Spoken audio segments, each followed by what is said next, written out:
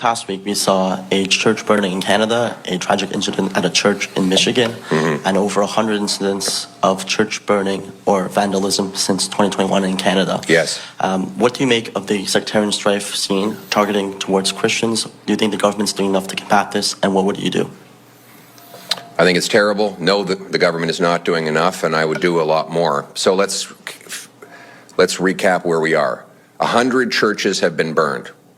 You hear almost nothing from the Liberal government about this. Christians may be the #1 group that is victims of hate-based violence. But of course, it's not politically correct to say that. 100 terrorist attacks against Canadian churches. This anti-Christian hate has got to stop. We've seen with this Liberal government is the number of things they've done to allow this.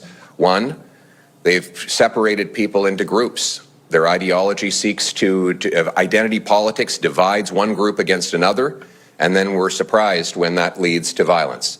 Two, the Liberals have reduced criminal penalties for arson, so people are not afraid to get caught burning things down anymore. And three, they have failed to put law enforcement resources where they belong, which is to say going after criminals rather than targeting farmers, duck hunters, and professional sport shooters. So Conservatives would take exactly the opposite approach. We would bring in mandatory prison sentences for extortionists. We would crack down on hate crime, which is more than doubled under the Liberals, with tougher laws that throw criminals in prison. We used to make sure that the foreign criminals that are in our country illegally are kicked out of Canada.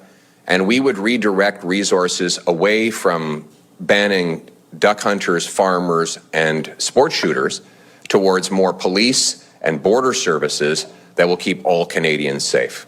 Because frankly, Canadians of all faiths, including Christians, deserve to worship in peace. Thank you.